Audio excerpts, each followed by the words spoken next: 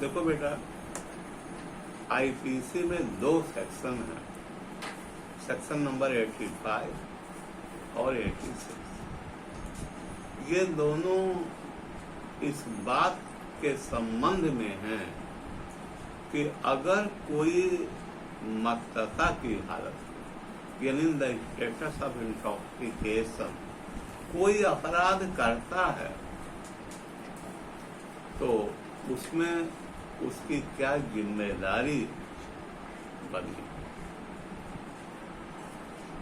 Actually जब हम लोग पढ़ते हैं एलिमेंट्स ऑफ क्राइम और स्टेजेस ऑफ क्राइम, तो दोनों जगह एक बात आती है और वो है मैंसरिया। मैंसरिया को गिल्टी इंटेंशन भी कहते हैं और दुराशय भी कहते हैं। तो कोई भी अपराध होने के लिए या तो मैंसरिया होना चाहिए, नहीं है नॉलेज होना चाहिए। बड़े अपराधों के लिए कम से कम 2 चीजें आवश्यक हैं। इसके अलावा भी एविडेंस एक्ट के सेक्शन 14 में जो भी चीजें हैं, इलविल है, कोई इनिमिटी है, रेकलेसनेस है, नेग्लिजेंस है, कुछ तो होना चाहिए। इस प्रकार ये निश्चित है कि जब हम कोई अपराध करते हैं तो हम उसे जाने कि हम ये अपराध कर रहे हैं, क्योंकि अपराध सिर्फ ह्यूमन एक्ट से नहीं होता, इसमें उसके माइंड का इन्वॉल्वमेंट होता है। अब मत्तता की हालत क्या होती है? मत्तता कहते हैं कोई ऐसी चीज, नशीली चीज, शराब भी हो सकती है, कोई ड्रग्स हो सकते हैं, कोई अन्य पेय पदार्थ हो सकता है, जिनके कंजम्पशन के बाद अब क्या सही है और क्या गलत है इसकी जानकारी हमें न हो। सेक्शन नंबर 85 यही बात कह रहा है कि किसी व्यक्ति के द्वारा, वो व्यक्ति कैसा हो जो मत्तता की स्थिति में हो। अगर कोई अपराध हो गया है तो वो उसके लिए जिम्मेदार नहीं, लेकिन कब? जब ऐसा मत्तता, यानी कि ऐसा कोई नशीली वस्तु उसने स्वेच्छा से न ग्रहण की हो और बिना जानकारी के ग्रहण। दोनों शब्दों में अंतर। स्वेच्छा का मतलब है he was willing to consume it, और बिना जानकारी के he had no knowledge regarding it। Holi में है, बहुत लोग आते हैं, आप उनको कहते हैं ठंडा ही है, मार दो एक गिलास, और उन्होंने मार दिया, उसने न मालूम कितना क्या क्या मिला दिया, अफीम तो नहीं कहीं मिला दिया, उनको मत हो गया, उसने कोई अपराध कर दिया। तो आज पर section number 85 he shall not be held responsible for it। धारा 85 में सिर्फ इतना ही है मेन बात, अगर कोई व्यक्ति मत्तता की हालत में है और ऐसी मत्तता उसने स्वेच्छा से ग्रहण ना की हो, ना जानकारी में ग्रहण की हो, और उसके द्वारा कोई अपराध हो जाता है, तो वो ऐसे अपराध के लिए उत्तरदायी नहीं होगा। एक और धारा जो है, अगली धारा, डेट इज सेक्शन नंबर 86, वो एक बात है, वो कहती है कि किसी व्यक्ति के द्वारा अगर कोई जो मत्तता में है किया गया वो अपराध जिसमें कोई विशेष आशय या ज्ञान की होना अपेक्षित है, अर्थात the offence was committed by any person who was in the status of intoxication, लेकिन act is not offense unless done with a particular knowledge or intent। ये उन अपराधों की बात करता है जिसमें एक पर्टिकुलर एक्ट इंटेंशन हो या नॉलेज। ये क्या है? सेक्शन नंबर 299 आईपीसी में जहाँ कल्पेबल होमिसाइड की परिभाषा दी गई है, उसमें क्या था? Whoever causes death by doing any act with the intention of causing death or with the intention of causing such bodily injury which is likely to cause death or with the knowledge that due to this injury death may happen to be caused। दो बार intention, एक बार knowledge. यानी जो section 86 में ये शब्द आया है कि कोई विशिष्ट आशय या ज्ञान की जरूरत हो, तो सेक्शन नंबर 299 में ये विशिष्ट ज्ञान काहे का हो, वो आशय होना जरूरी है। काहे का आशय? ज्ञान मानने का, या फिर ऐसी चोट पहुंचाने का आशय जिससे वो जानता है ज्ञान चली जाएगी, या उसे नॉलेज हो जिससे ज्ञान चली जाएगी। और देखें आप, अगर आप सेक्शन नंबर 354 आईपीसी का उदाहरण लें, वहां क्या है? वहां है using of criminal force or assault in order to, क्या है? डिसऑनर है या outrage the modesty of any woman. किसी स्त्री की लज्जा भंग करने के आशय से। तो these are the example of the particular intention or knowledge which have been involved in such section। आपने सेक्शन 299 में देखा intention to cause death, knowledge that death may likely to be caused। 354 में देखा what was the intention to outrage the modesty of the। अब धारा 86 क्या कह रहा है? धारा 86 कह रहा है अगर आपने स्वेच्छा से, अपनी इच्छा से ऐसी मत्तता ग्रहण की है, तो भले आप न समझ पाए हो कि आप क्या कर रहे हैं। भाई आप अपनी इच्छा से गए, खूब दारू पिया, इसके बाद कोई महिला आ रही थी, दौड़ को उसे पकड़ लिया और 354 वाला अपराध किया। अब आपको ये डिफेंस नहीं मिलेगा साहब, उस समय एक्चुअली इतने हम नशे में थे कि हम जान ही नहीं पाए कि हम कर क्या रहे हैं। क्योंकि 86 के अनुसार वो जो intention to outrage the modesty of that woman है, वो मान लिया जाएगा ये इंटेंशन आपका था और आप सजा पा जाए। इस प्रकार ये क्लियर हो गया कि सेक्शन नंबर 85 आईपीसी में आपको अगर मत्तता का लाभ लेना है तो वो मत्तता बिना आपकी इच्छा के होना चाहिए और बिना आपकी जानकारी के होना चाहिए। धारा 86 कहता है कि अगर आपने जानबूझ के कोई नशीला पदार्थ कंज्यूम किया है या ये जानते हुए किया है, तो आपको इसका कोई लाभ नहीं मिलेगा, भले ही आप उस चीज को ना करें। अब एक चीज और पक्की बात है कि जितने भी चीजें हैं डिफेंस है,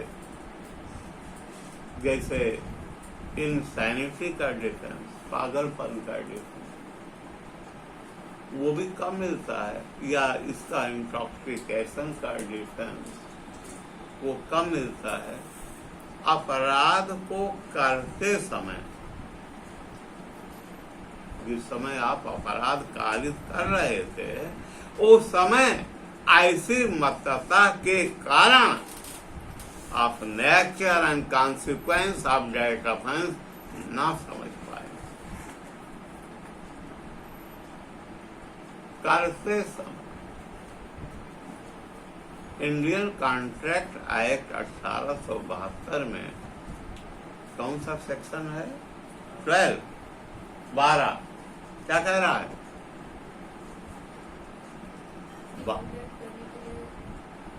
12 में कहा जा रहा है पागलपन। अगर पागलपन के अधीन आपने कोई कॉन्ट्रैक्ट किया है तो वो बैठ, लेकिन कब? जिस समय you were entering into the contract. अगर उसके पहले आप पागल थे, कॉन्ट्रैक्ट करते समय सही थे, कॉन्ट्रैक्ट करने के बाद आप फिर पागल हो गए, तो कॉन्ट्रैक्ट वैलिड है। उसी तरह ध्यान दें कि इसमें भी जो मत्तता है, जो स्टेटस ऑफ इंटॉक्सिकेशन है, वो अपराध को कारित करते समय। अब एक चीज और, इन दोनों सेक्शंस के लिए खाली 2 रीडिंग केसेस आप तैयार कर लें, फिर आपको कहीं और कुछ पढ़ने की जरूरत नहीं पड़ेगी। चाहे वो प्रीलिम्स का एग्जाम हो, चाहे मेंस का हो, और एपीओ से लेकर HGS तक का एग्जाम। पहला केस इंडिया का है, वो आप नोट कर लीजिएगा। वासुदेव वर्सेस स्टेट ऑफ, क्या है? PEPSU. Vasudev versus state of PEPSU, AIR 1956, supreme court, page number 488। कौन सा केस है? Vasudev versus state of PEPSU, AIR 1956, supreme court, page number 488। मामला क्या था? What was the fact of this case? ये वासुदेव एक रिटायर्ड आर्मी पर्सन था, सेना में जमादार था। जमादार का मतलब स्वीपर से नहीं है, जमादार का मतलब है जो वहाँ हेड होता है 3 फीते वाले, इसमें एक और ऊपर नुक्ता लग जाता है सफेद, उसे कहते हैं जमादार। यानी this rank is higher than to havildar. जमादार था, रिटायर हो गया और एक शादी में गया था, बारात। बारात का माहौल आप लोग जानते हैं, शराब वराब अक्सर आभूषण है, वहां पर दिया जाता है। ये भी दिए तो भूतपूर्व सैनिक रहे हैं, वहां खूब शराब पिए थे और अपनी लाइसेंसी पिस्तौल भी ले गए थे, क्योंकि बारातों में लोग अपने हथियार ले जाते। खाना खाने के समय आया तो बेटा पहले ही आज वाला ये गिद्ध जुटान वाला ट्रेडिशन नहीं था। एक जगह रख दिया, अपना नोचो, उसी में से लेके भागो खाओ, जिसे आप कहते हैं क्या ये हम लोग इसे गिद्ध जुटान कहते हैं। तो बाकायदा चाट पट्टी बिछती थी, लोग बैठ जाते थे पंगत में और खाना परोसा जाता। बस यही मुद्दा बन गया इस मामले में। एक इनके बगल में कम उम्र का एक बालक था, वो भी बैठ रहा था। इन्होंने से डांटा, फ्रांसिस को उधर। और बारात में वो भी आया, काहे खा सकने लगे, उसने मना कर दिया। ये एक तो रिटायर्ड आदमी पर्सन थे, दूसरे बारात में गए थे, और तीसरे शराब भी पिए थे और पिस्तौल भी थी। इन्होंने निकाला पिस्तौल, उसे गोली मार दी और लड़का मार दिया। ये गिरफ्तार हो गए। इनके ऊपर मुकदमा चला, इनके द्वारा डिफेंस लिया गया कि लुकिए सर, इस बार नाटे मर्डर, हमें तो मालूम ही नहीं था हम क्या कर रहे हैं। फिर आज इनको ट्रायल कोर्ट से कन्विक्शन हुआ। हाई कोर्ट ने उस कन्विक्शन को अपील किया, बहाल रखा, और जब ये सुप्रीम कोर्ट गए इन अपील, तो वहां पे जो मेन आर्गुमेंट इनके वकील साहब ने किया वो ये था, उनका देखिए सर, नंबर 1 बात, हमारी उस लड़के से कोई रंजिश नहीं, पहले कोई बात कहानी भी नहीं थी, वहीं पे तो मुलाकात हुई, हम उसकी जान क्यों बोले। दूसरी बात, सर हम शराब पी लिए, हमें होश ही नहीं था कि क्या हो रहा है, ये अनजाने में हो गया साहब, ज्यादा से ज्यादा आप इसे एक्सीडेंट माने, इसे मर्डर। लेकिन सुप्रीम कोर्ट ने जो अपना निर्णय दिया, अब यही सेक्शन नंबर 86 सामने आ गया।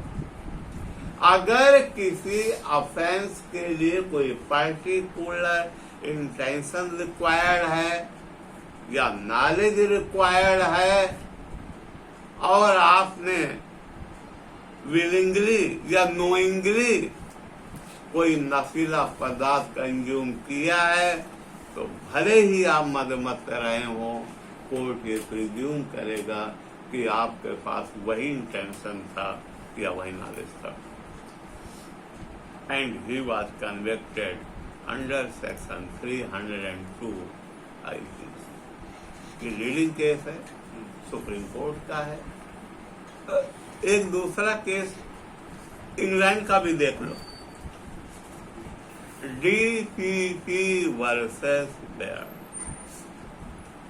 ये एडमिरल्टी कोर्ट का है, 1920 का है, पेज नंबर 479 पर है। डीपीपी क्या मतलब हुआ? Director of public prosecution versus bear.